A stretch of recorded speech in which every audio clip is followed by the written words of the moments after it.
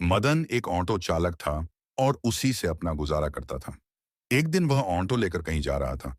अचानक traffic police ने उसे रोक लिया और कहा, तुमने ट्रैफिक नियमों का उल्लंघन किया है, तुम्हें जुर्माना भरना पड़ेगा। मदन ने हैरानी से पूछा, मैंने कौन सा नियम तोड़ा है? पुलिस वालों ने जवाब दिया, या तो जुर्माना भरो, वरना हमारे साथ थाने चलो। थाने का नाम सुनकर मदन को उम्मीद की किरण दिखी। उसने कहा, मैं मना नहीं दूंगा, मुझे थाने ले चलो। उसकी पत्नी कविता की 2 दिन पहले ही उस थाने में पोस्टिंग हुई थी। मदन ने अपनी पत्नी को ऑटो चलाकर पढ़ाया लिखाया और इस लायक बनाया था कि वह इंस्पेक्टर बन सके। उसे विश्वास था कि कविता उसकी मदद करेगी और पुलिस वालों से पूछेगी कि उसने कौन सा नियम तोड़ा है। थाने पहुंचकर मदन को एक कुर्सी पर बैठा दिया गया। उसी समय इंस्पेक्टर कविता फोन पर किसी को डांट रही थी। मेरे नाम का गलत फायदा मत उठाओ, मैंने मेहनत से यह पद पाया है, आगे से मुझसे ऐसी उम्मीद मत रखना। इसके बाद वह बाहर आई और सिपाही से पूछा, इसे क्यों पकड़ा?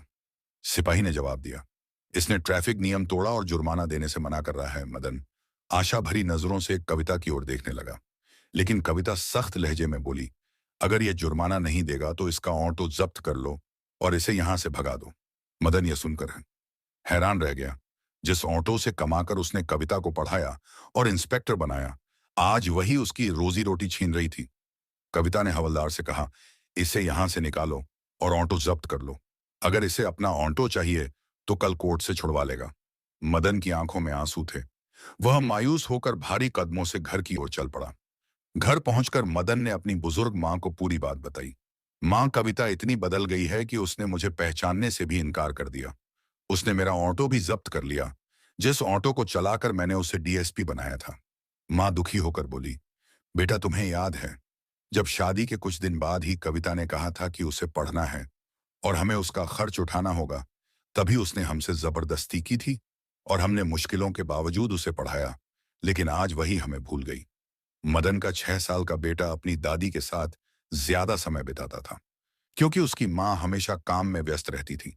वह अपनी मां से दूर ही रहता था और अक्सर दादी के साथ खेलता और उन्हीं के साथ सोता था। कविता को सरकारी क्वार्टर मिला था, इसलिए वह वहीं रहती थी और घर बहुत कमाती थी। अगले दिन कविता इंतजार करती रही कि मदन आएगा और ऑटो छुड़ाने के लिए कोर्ट के कागज लेकर आएगा, लेकिन मदन नहीं आया। कविता गुस्से में सीधा अपने पति मदन के घर पहुंची। वहां उसने देखा मदन अपनी मां के बालों में तेल लगा रहा था और बेटा पास पास में खेल रहा था। किसी का भी बच्चे की तरफ ध्यान नहीं था, लेकिन बच्चा खुश था और मजे से खेल रहा था। कविता ने गुस्से में कहा, तुम यहां आराम से बैठे हो और ऑटो छुड़ाने तक नहीं आए। मदन ने कुछ नहीं कहा, बस चुपचाप बैठा रहा। उसकी आंखों में एक अजीब सी उदासी थी, मानो उसने सब कुछ खो दिया हो। बोली, तुम लोगों को बच्चे संभालने भी नहीं आते? क्या इस तरह बच्चे संभाले जाते हैं? अगर इससे कुछ हो जाता तो कौन जिम्मेदार होता? मदन ने कविता की ओर देखा और शांत स्वर में कहा, तुम क्या कह रही हो? बच्चे संभालना नहीं आता? इसे जन्म से लेकर अब तक मां ने ही पाला पोसा है। उन्हें अच्छे से पता है कि बच्चे की देखभाल कैसे करनी है। तुम इस बारे में कुछ मत कहो तो अच्छा होगा। मदन की बात सुनकर ता गुस्से में भड़क गई और बोली, तुम ऑटो लेने के लिए क्यों नहीं आए? मैंने सारा इंतजाम कर रखा था, फिर भी तुम समय पर वहां नहीं पहुंचे।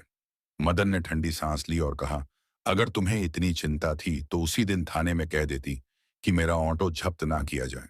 तुम तो बड़ी अधिकारी हो, असलियत पता कर सकती थी, लेकिन शायद तुम्हें लगा कि मैं तुम्हारी वर्दी का फायदा उठाना चाहता हूं, जबकि मैंने कोई गलती की नहीं। मैं कब तक तुम लोगों की बकवास सुनती रहूंगी? मदन ने शांत स्वर में कहा, अगर तुम्हें ऐसा सही लगता है तो वैसा ही करो।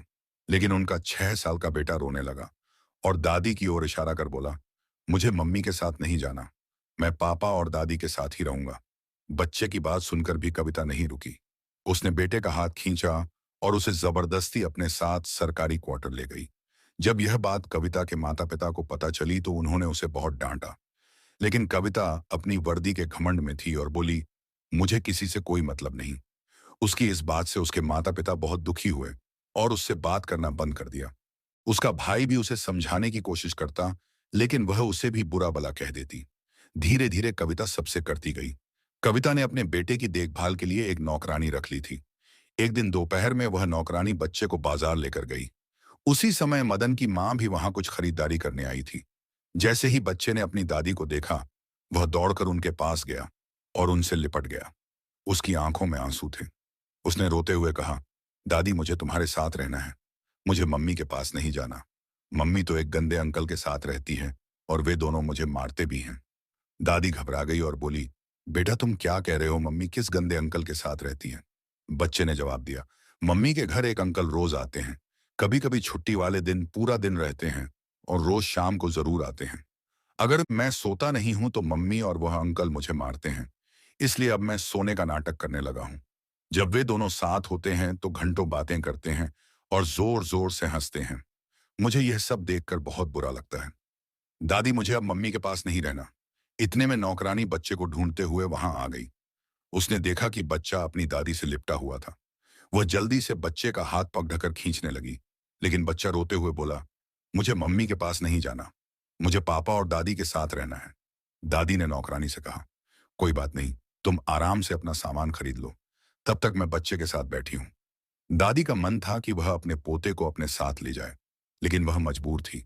नौकरानी ने साफ कहा था, मेरी मालकिन ने सख्त हिदायत दी है कि यह बच्चा उनके पास नहीं जाना चाहिए। दादी अपने पोते को समझाती है, बेटा अभी तुम्हें मम्मी के पास ही रहना पड़ेगा, लेकिन हम जल्दी ही आएंगे और तुम्हें अपने साथ ले जाएंगे।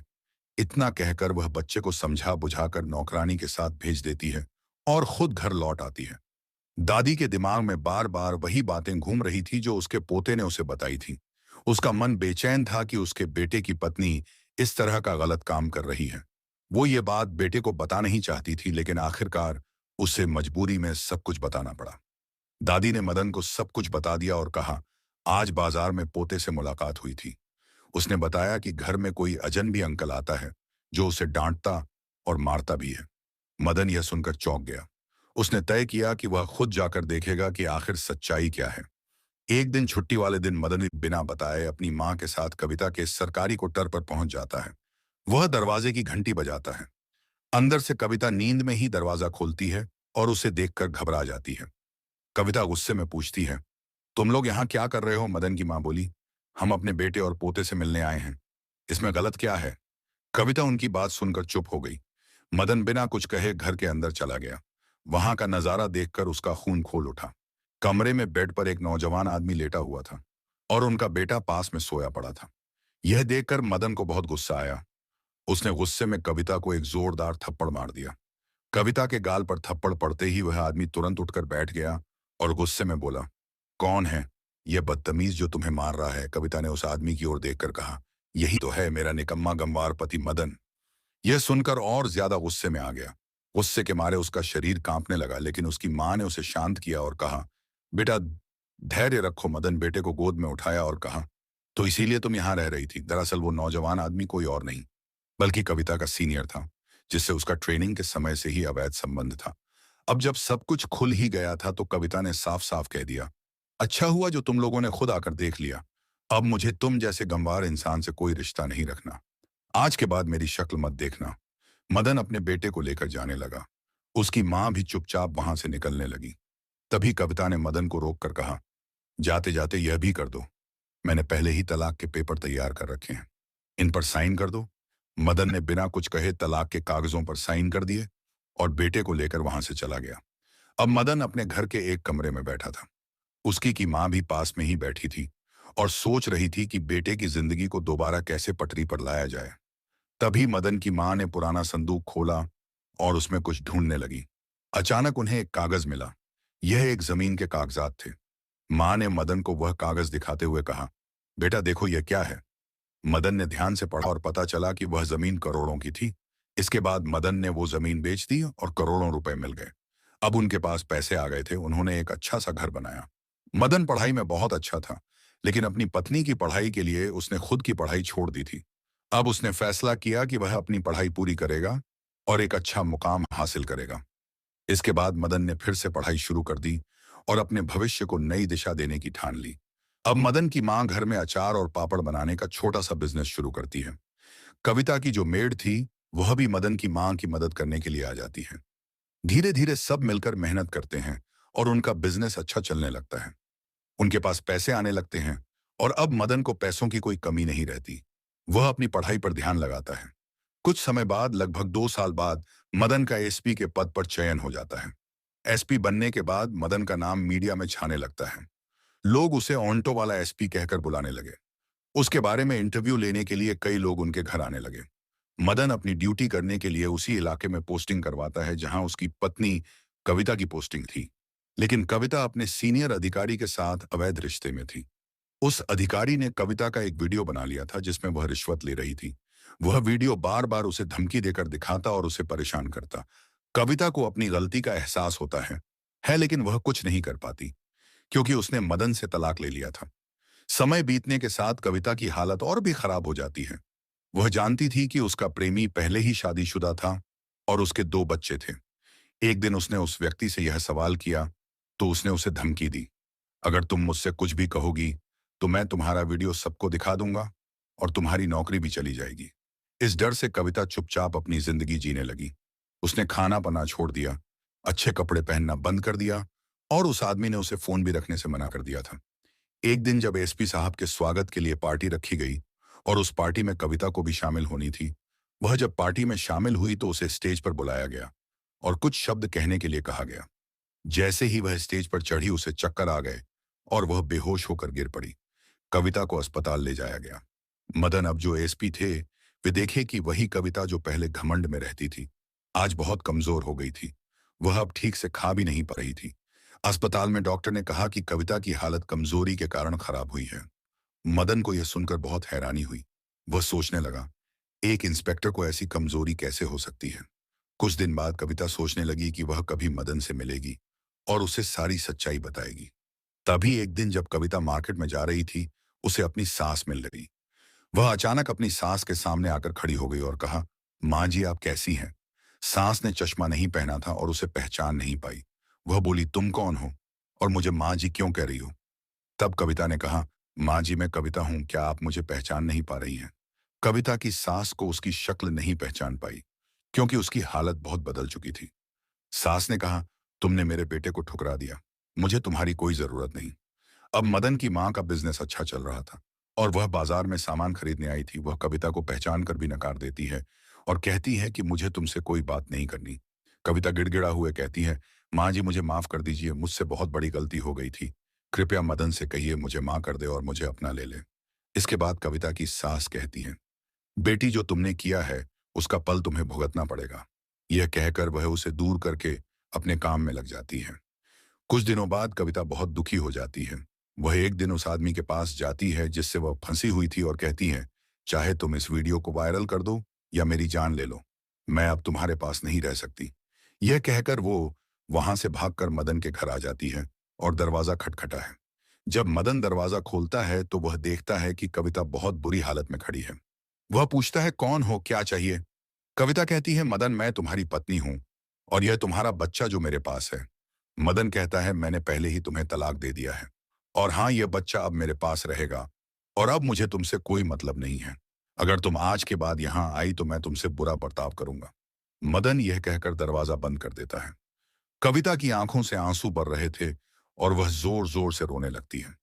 मदन की मां यह सब सुन रही थी लेकिन वह कुछ नहीं कहती क्योंकि उसे यह सब पहले से ही पता था कि कविता ने मदन के साथ बहुत गलत किया था। कविता बाहर जाने लगी तभी उसे पता चलता है कि उस आदमी ने जो वीडियो बनाया था वो वायरल हो गया है। इस वजह से उसकी नौकरी चली गई।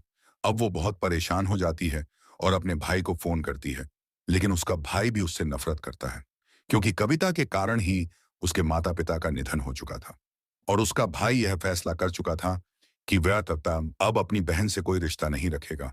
अब उसका भाई भी उसकी मदद नहीं करता है। वह आदमी जिसके साथ कविता का अफेयर था वह कविता के साथ जब तक जी चाहा खेलता रहा और फिर वीडियो को वायरल भी कर दिया था। अब कविता की नौकरी भी चली गई थी और वह पागलों की तरह इधर उधर घूमने लगी। कुछ दिनों बाद उसकी इतनी तबीयत खराब हो जाती है कि एक दिन उसकी मौत हो जाती है। दोस्तों यह कहानी हमें यह सिखाती है कि गलत रिश्ते और गलत फैसले इंसान की जिंदगी को बर्बाद कर सकते हैं। अगर कविता ने अवैध प्रेम प्रसंग नहीं रखा होता तो उसका जीवन अलग होता। आप क्या सोचते हैं कविता और मदन के बारे में? अपनी राय कमेंट बॉक्स में लिखें और दूसरों के साथ भी शेयर करें। इन कहानियों का उद्देश्य सिर्फ सभी को सीख देना है ताकि हम अपने जीवन में सही फैसले लें।